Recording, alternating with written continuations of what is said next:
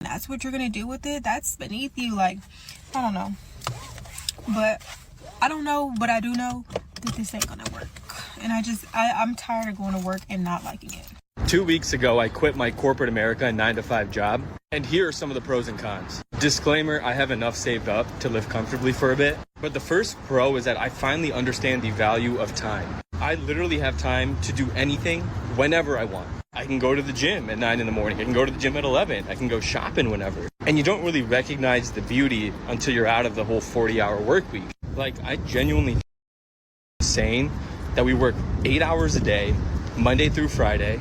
We get 2 days off during the week and then 12 to 16 days of PTO. Second pro is that I'm working to build a sports brand for myself, and I have ample time to put all my energy into that. I can put all my time towards researching, creating quality content for you guys. I'm a content creator for a sports betting company. I'm a sports analyst for a company out in Seattle covering Seattle sports. I actually have time to do this versus after hours. The first big con is that there's no consistent income coming in. It's pretty volatile. And I do think at some point I'm going to go back into corporate just to have consistent income coming in so that I'm able to fund my passions, fund my hobbies, my sports hobby, to turn it into a career at some point. Luckily, like I mentioned earlier, though, I have enough saved up to be fine. And the second biggest con is actually having discipline to put due diligence towards your time that you have. Like, that's one thing I struggled with in my first week. I was like, oh shit, I have so much time. I can wake up whenever. I can do whatever I want to whenever. When in reality, you're just wasting days. You're just wasting days of life on this earth. You're wasting time for opportunity to grow. So it really took me until 1 week to realize, hey, use this time off effectively. Actually put yourself in a position to take one step ahead, get 1% better every single day. Now, I'm not one to be in a 9-to-5 for the rest of my career. I think like an entrepreneur. I want to be able to create residual income for myself, passive income for myself. But these are just my thoughts over the last 2 weeks of leaving the 9-to-5 workplace. I feel better, I feel healthier, I feel more confident, and I'm really using it to motivate me to take that next leap in my passion of sports. Deciding to resign from my position today. Okay, I'll go ahead and get that put in, and we'll get everything taken care of from there. A career tip you might not want to hear is it's okay to quit your job even if you don't have another one lined up. Is it more responsible to look for a job while you still have one? Absolutely, but sometimes that's not an option. Sometimes we're using all of our energy and all of our might just to wake up and go to that same fucking job and come home and do it all over again, and we've got no time or spirit to look for something else. So this is your unconditional permission to quit without guilt. You'll be replaced by Tuesday. Reminder, I know you worked so hard to survive all that, but you know what? You're not in it anymore. So maybe it's time we figure out how to live again. The way you always deserved. Don't let that job stress you out, sis. Don't let that job stress you out. What's going on in your life? If you need a mental break, you take a mental break. Help is so important nowadays, and I don't think people know that there's so many outlets out there that you can take if you're going through it. If you're going through stuff at work, if you're going through stuff in your personal life and you need to take time to yourself, you go to your doctor, you go see your doctor, you pass that note to your HR, and you take the break you need to take care of yourself, because you can't do nothing for yourself if you're not good for yourself. You can't be good for nobody else if you're not good for yourself. Unfortunately, you got to put yourself first.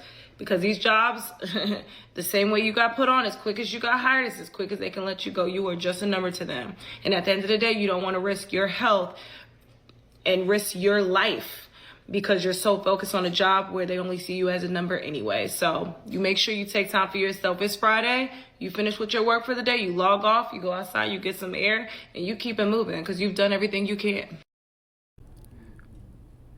Gen Z doesn't dream of finding the perfect job working for someone else. Instead, more young people are seeking balance and fulfillment outside the confines of 9-to-5. 50% of Gen Z aspires to become an entrepreneur or start their own business, according to a new report from Samsung and Morning Consult.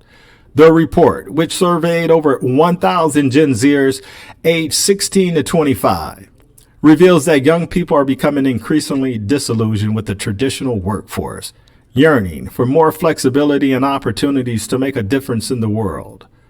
The rising popularity of platforms such as TikTok, Instagram, and YouTube have created a new class of entrepreneurs called creators.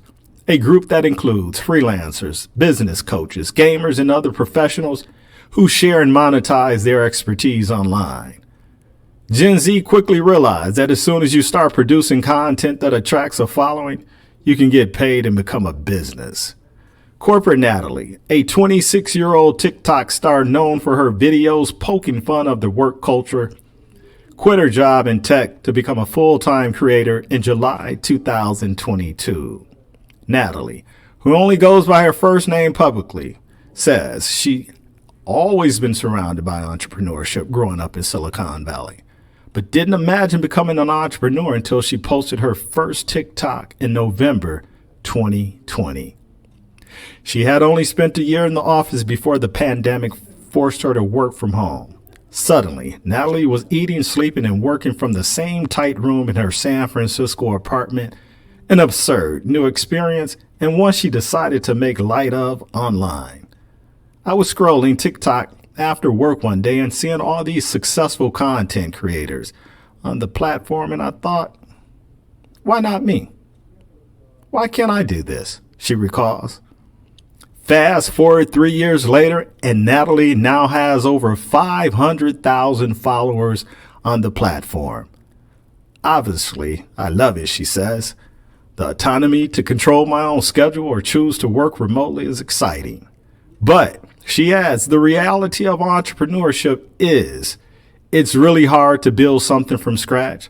Natalie says she balanced her TikTok side hustle, brand deals, and speaking engagements and other streams of income with her full-time job for nearly 2 years before she felt ready to ditch the safety net of a traditional career. That's all I have for today. Remember, it's a new game. You don't have to be in tech nor a content creator to make money online.